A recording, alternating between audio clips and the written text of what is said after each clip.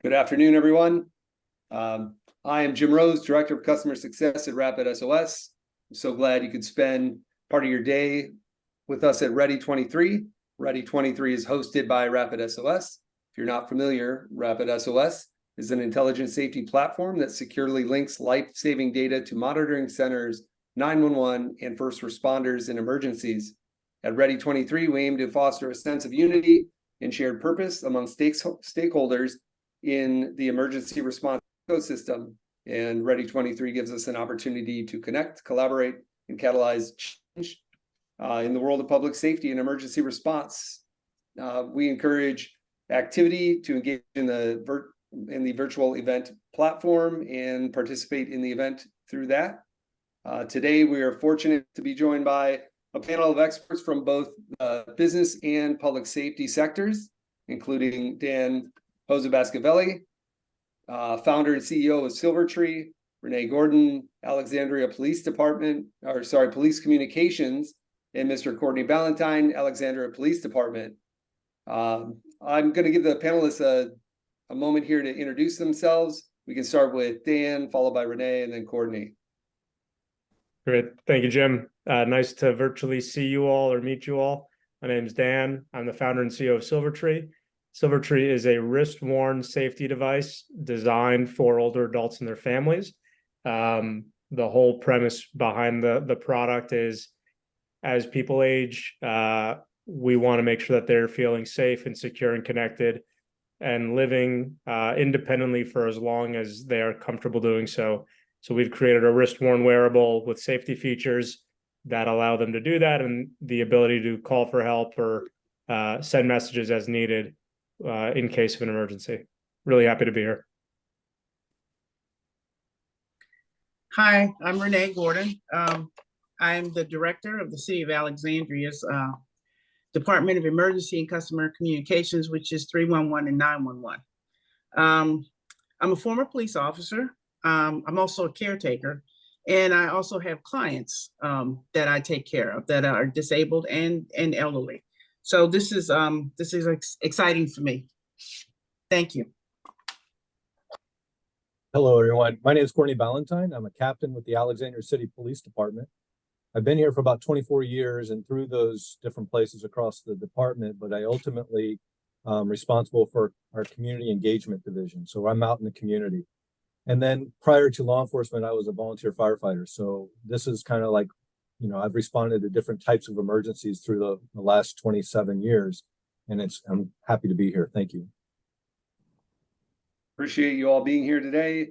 As you can tell, our discussion will be centered around the challenge of balancing the autonomy of an aging family members with their safety.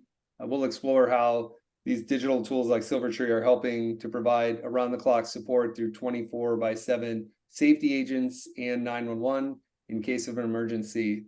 Dan, kick things off with you. Can you elaborate on how safety fits into your company's mission and why it's a priority?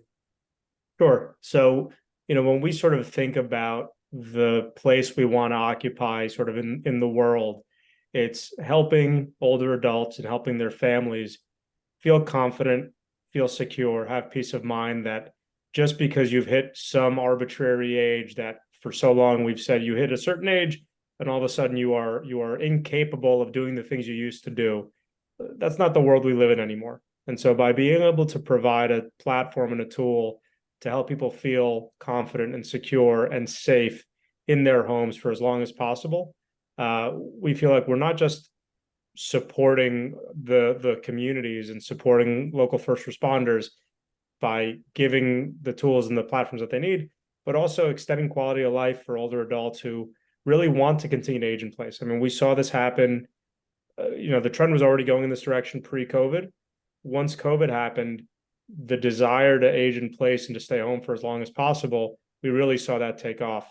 And for us to be able to allow families to have that peace of mind to say, okay, mom is alone, but if she needs something, we're there for her. For us, that is like the cornerstone of why we exist and what we hope to do in society. Thank you.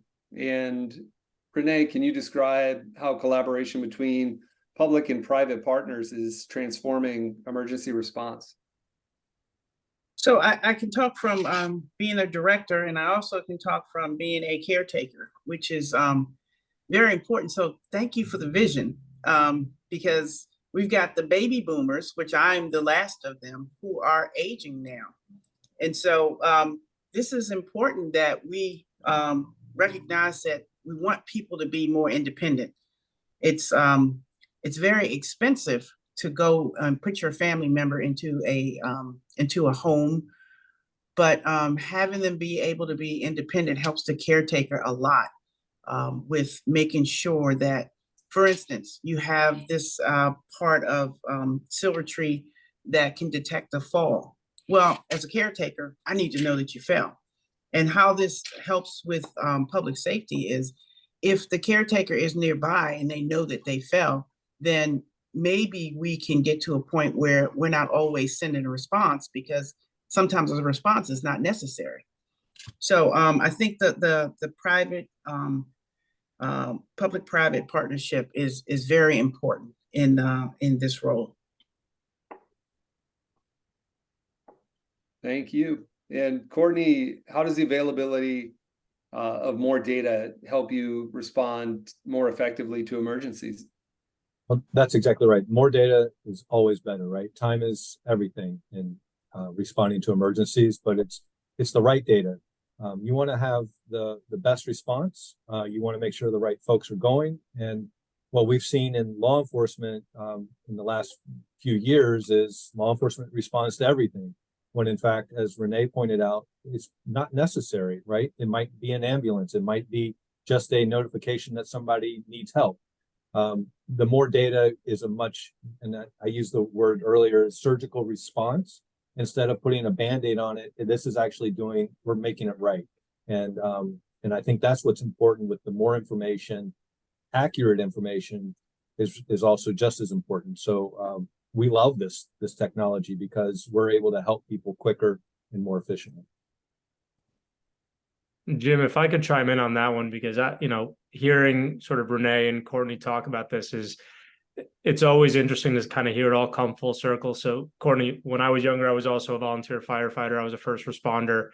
I saw firsthand the number of times we would show up for an alarm or an alert with limited or sometimes no information because it was an automatic alarm, and the disproportionate response that we would bring to something that was, we didn't need to be there. A call to a family member would have sufficed.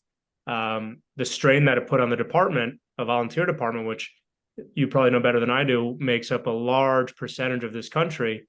It was remarkable. And Renee, from your standpoint, same thing, right? It's how do we kind of become a little bit of the glue between the older adult, their family or their caretaker, and the community that serves them.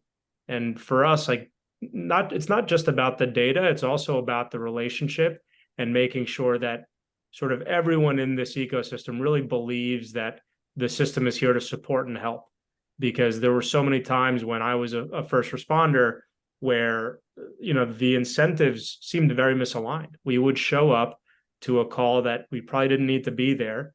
And because of the way our operating procedure was, we were always encouraging people to go to transport to the hospital, even if they didn't need it, because there was a lot at stake for us if we didn't.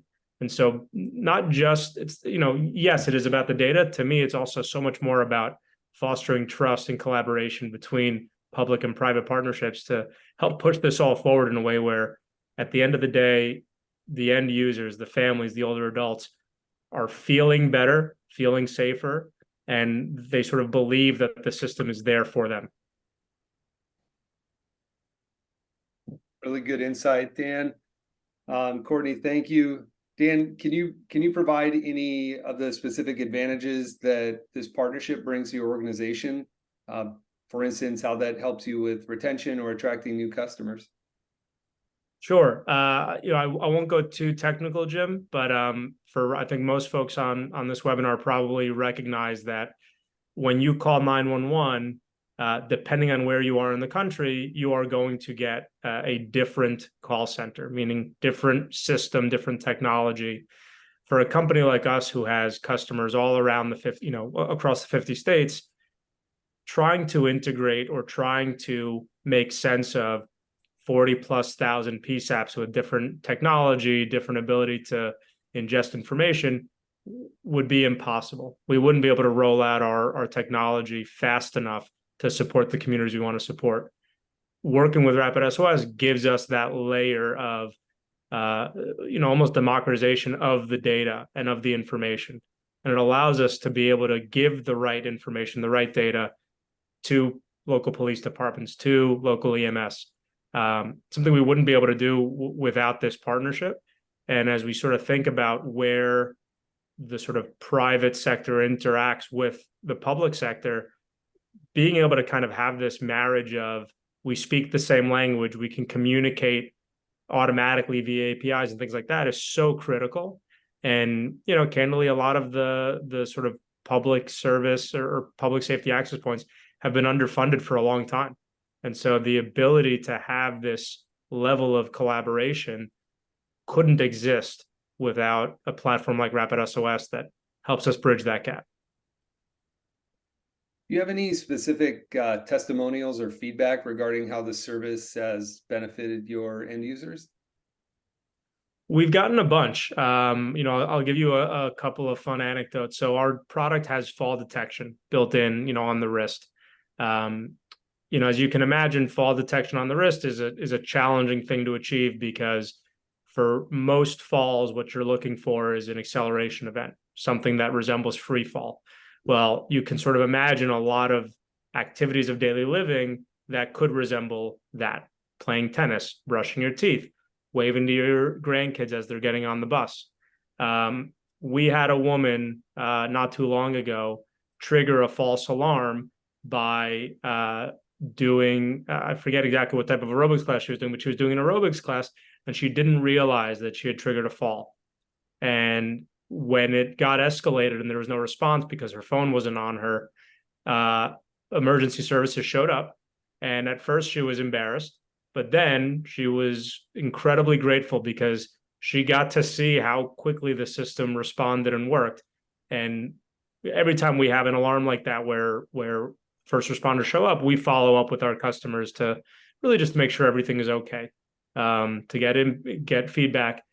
With her, we were concerned because we thought, here's a woman who maybe just had a really embarrassing experience, something she wasn't expecting, certainly not something she signed up for.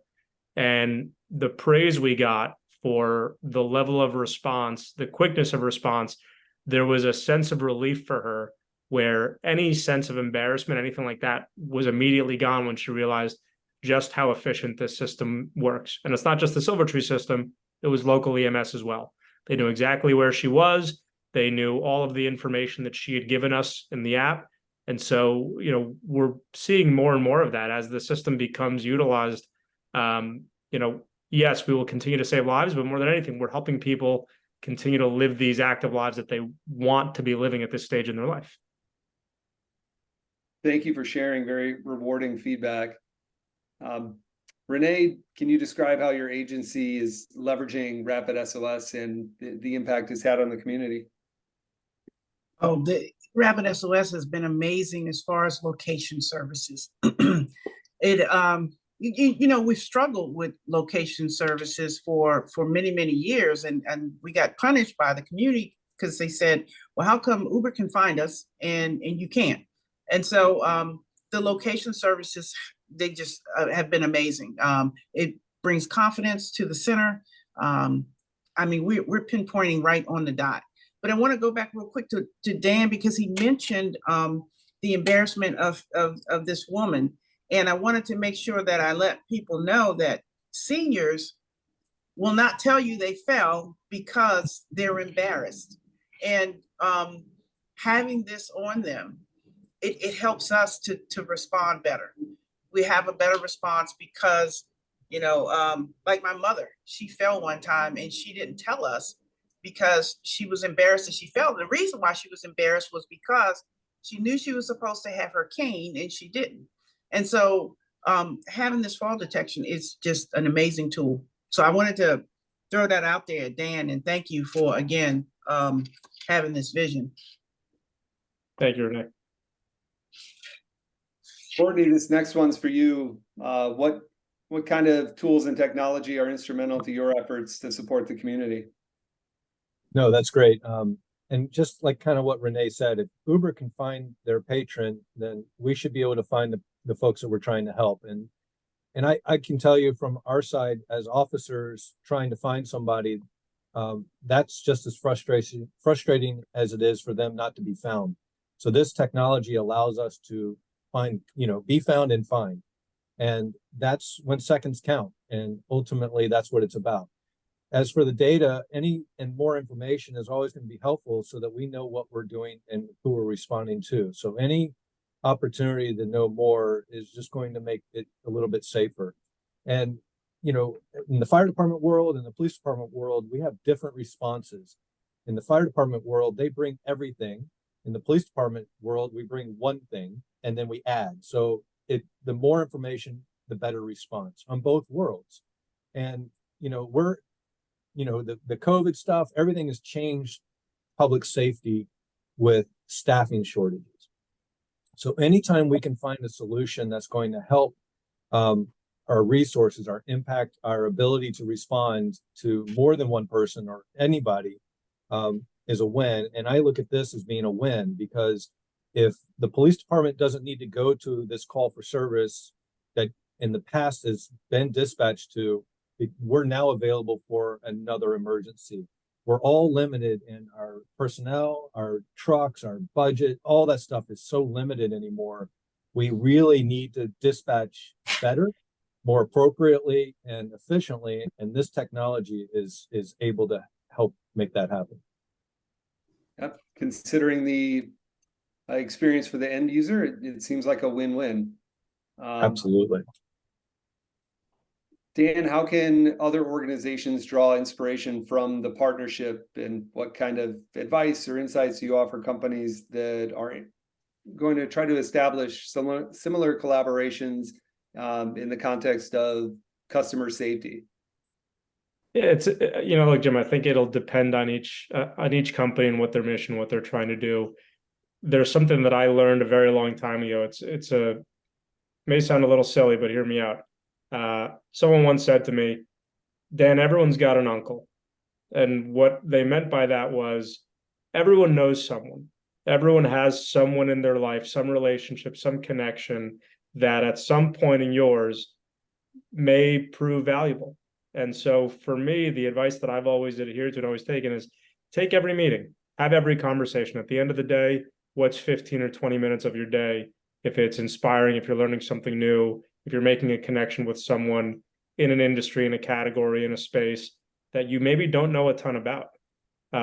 That's how we found RapidSOS. We sort of got lucky by having the right conversations with the right people, which led us to you all. And it's been a partnership that for us has been so valuable. So every advice I get, the advice I give every entrepreneur, every CEO, anyone who's starting a company, particularly in a space like this, pick up the phone, have the conversation, take the meeting, because the private and public worlds are very separate. And sometimes you don't know what you don't, like if you don't ask the question, if you don't really try to understand how something operates, you'll never actually get to build that thing that you're so envisioning that, that we all need. So for me, that's proven super valuable. And I'm, again, super grateful to be part of this panel because I never would have met Renee and Courtney if not for this. And I can already think of 1,000 different ways that I want to, pull insights out of them and share some feedback and get some real world collaboration going between what we're trying to build and what a city like Alexandria is already offering its residents. So excited to ask this next question because I know our panelists are embracing technology and change in public safety and emergency response. Roundtable for all of you on this one. how do you envision the evolution of emergency response technology over the next decade? Some of the opportunities we have and some of the challenges. Maybe start with Renee. Yeah, I was going to start anyway. And I'm being very selfish because, like I said, I'm the end of the baby boomers, and so I'm watching myself get older, and I'm watching people around me, think about how to remain independent. Now, I think in the future, I'm forcing us to look at the senior community, and we need to spend more time, focused on the senior community, keeping them independent, making sure that they're healthy, checking on them every day, just for simple needs. And that's what I see from working in the center and working with my company is that, they need just someone to check on them, make a phone call. So I see us moving more technology toward keeping people more independent as they age, and that includes me. So I'm counting on you, Dan. I'm here for you, Renee. Whatever you need. Okay. Hey, Courtney, what are your thoughts on the next decade? Well, I'll be here, so I know that. Going back to Dan's point about you don't know what you don't know. Well, I'll tell you, in public safety, we are notorious for, well, that's how we always have done it. And we have to stop doing that because, as Renee's talking about the aging of our population, we have to be doing things differently. And I was just thinking about all these great things. You get the magazines, and all of a sudden there's flying ambulances and doctors coming through robots. All that's possible. Every bit of that is absolutely possible. But my biggest, and it goes really more to the challenge, is we have to continue to be up and running with the technology because it's ever changing. And to be honest with you, it's going to get complicated. It's going to be more complicated because of our old systems, new systems, but we have to constantly be looking to see what's next. And, the other part to that, the other coin is we have to make sure that our public safety world stays staffed. And, anything that we can do technology wise to help manage, the workload, it being through technology or through other ways. One thing I will show or say that I think is really important that we're doing here, and that is what I call the co-response. It's we're trying to identify things that the police don't need to go to. We're trying to get the right people to respond to things. And, having more information is going to allow our dispatch center in Renee's world to identify what the response needs to be. And through this technology, we're able to do it. I think as we continue to go down this road, it's going to get better. It's going to get worse, but it'll get better. And we have to continue to embrace it and keep changing with everything. So effectively, I see some things that are going to be neat, like community paramedic program. I see that's going to be a new thing. And that might be a nice little buffer between a full response for the fire department to somebody that's fallen and can't get up. Those are the things. And then establishing that network so that they don't need to call 911 and help them. I just see a lot more community engagement stuff in public safety. That's my 10-year down the road, which I'll be hopefully part of. But technology is everything. Thank you for the insight. Dan, over to you. Yeah, Courtney, I love that. I mean, I love the idea of collaborative care and creating a system that is, high tech, but also high touch. Renee, something you mentioned is the boomers are now aging into this sort of category of 65 plus. So today there's something like 55 million adults in this country over the age of 65. By 2030, in the next 6 years, that'll be 1 out of every 5 people in this country will be in this age bracket. And so technology, I think, is going to be the thing that allows us to deliver the right care and hopefully personalized care to the individual based on their needs. But that can't happen without the high touch element of what public safety and first responders do. So to me, like, technology is a wonderful tool that I think we all will continue to adopt and hopefully will make our lives easier. But at the end of the day, it's still a very human interaction. And, even being, like at the center of sort of technical innovation in the category that we're in, we never lose sight of that at Silvertree. And it's so important. We always talk about how do we meet people where they are in life, and especially older adults and older users for whom technology may not be the most native thing for them. They may be overwhelmed, they may be confused, they may be intimidated. So designing technology for a user with this whole notion of how do we meet them where they are in life and not expect them to conform to what we believe technology ought to look like is so critical to ensuring adoption. And adoption is what's going to allow us to, I think, be more efficient in delivering care. And again, ideally, we get to a place where this care becomes personalized, and the ability to have data and history and more knowledge showing up to any type of alarm will allow first responders and public safety to like really support that mission and make communities stronger. It's great. We've got just a few minutes left, and I did see one question from the Q&A. And this is from Dan on the Q&A. Is technology available to identify elderly persons based on their fall risk from near misses, noting that their number one call type is falls from elderly? If there were a way to identify near misses and mitigate those, it could prevent hundreds of injuries. Yeah, Jim, that's an exciting one. It's something we've been working on for quite a bit.